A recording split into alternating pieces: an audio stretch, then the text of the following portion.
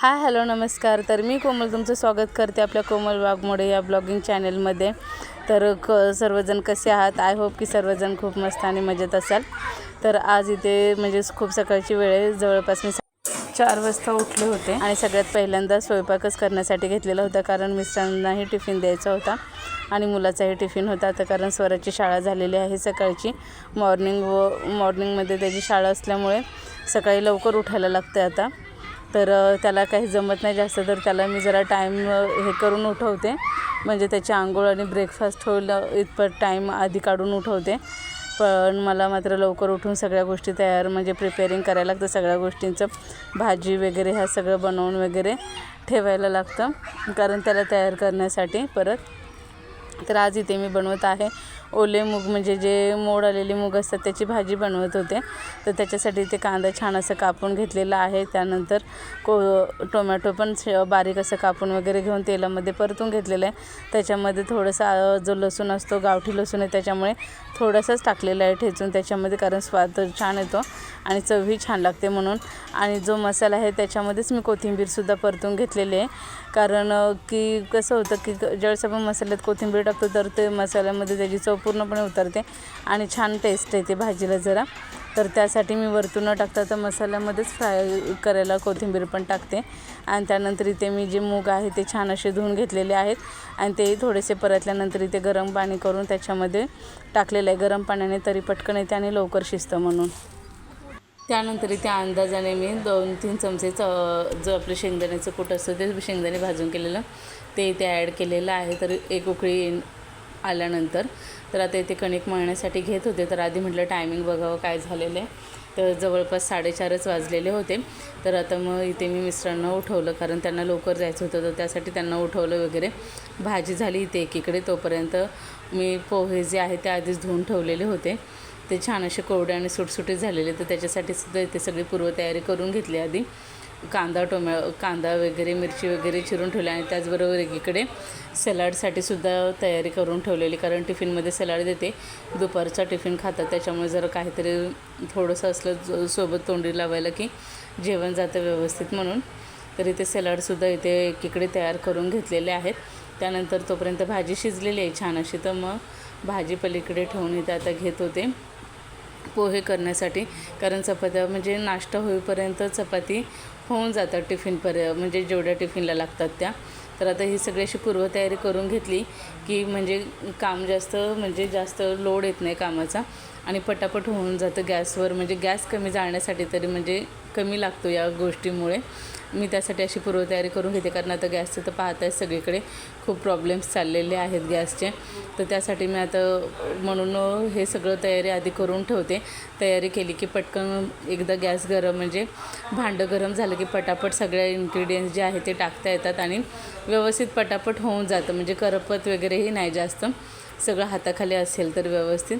तर त्यासाठी मी टाकून घेते. आमच्या इथे तरी अजून म्हणजे 25 दिवसांनी गॅस भेटत आहे बुक केल्यानंतर. तर बाकीच्या ठिकाणी जिथे कोणी माझे व्हिडिओ बघत असाल तिथे किती दिवसांनी मिळतो हेही मला नक्की कमेंट करून सांगा. तर आता इथे पोहे नाश्त्याला केलेले आहेत आणि स्वराच्या टिफिनलासुद्धा तेच देणार आहे, म्हणून तेल जरा जास्त टाकलेलं आहे.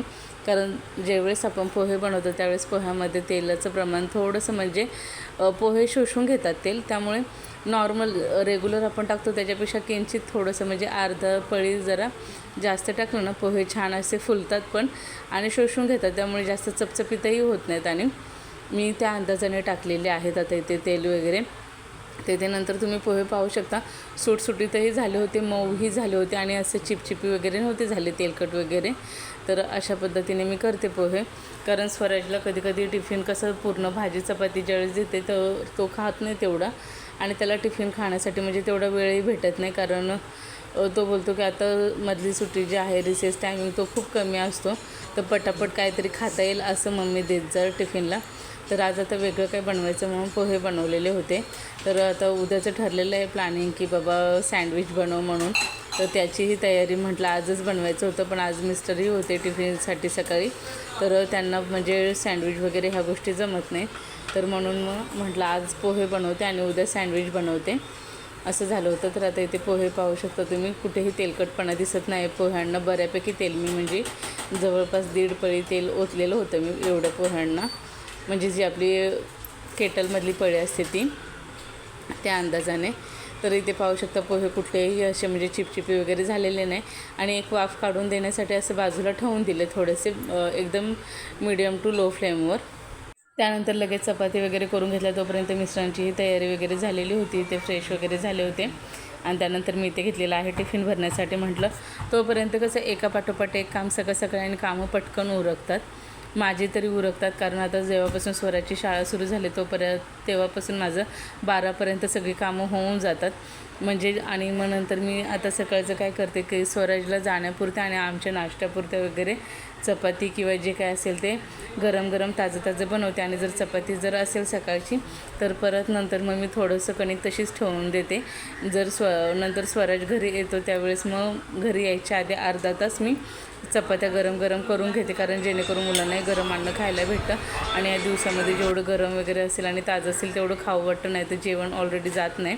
ते इथे चहाही ठेवला होता आणि इथे मिस्टरांना दिलेले आहेत पोहे आता नाश्त्यासाठी. आणि इथे स्वराजचाही टिफिन भरते. स्वराजचा टिफिन भरताना मात्र एक गोष्ट घ्यायला लागते का त्यातले शेंगदाणे सगळे निवडावे लागतात, त्याचबरोबर मिरच्या वगैरे, कोथिंबीर, कढीपत्ता हे सुद्धा निवडून त्याला द्यायला लागतं.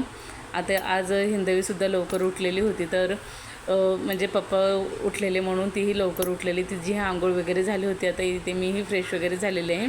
तर आता इथे चहा घेत होते मी, मिस्टर गेले होते आता इथे.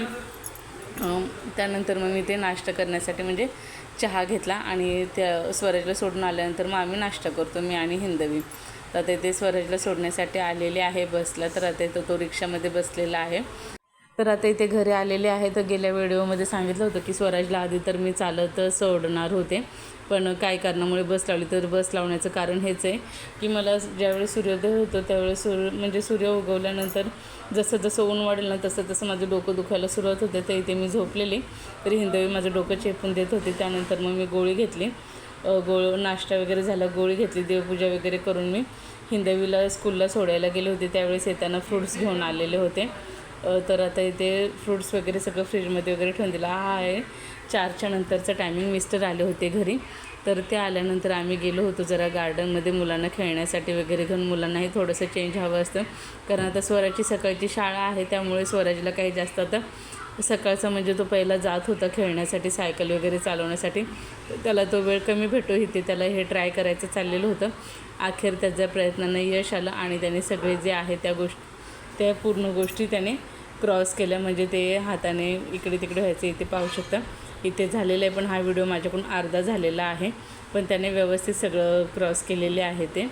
आणि इथे हिंदवीचं चाललेलं होतं स्लायडिंगवर खेळायचं. तर अशा प्रकारे मुलांनाही बरं वाटतं जरा बाहेर केल्यानंतर वगैरे, फ्रेश होतात तेवढेच आणि सकाळी नवीन उत्साहाने परत उठतात. तर त्याच्यामुळे जरा मुलांना बाहेर फिरून आलं की जेवण वगैरे जेवतात व्यवस्थित, नाही तर घरात पूर्ण वेळ असतील तर जेवतही नाहीत.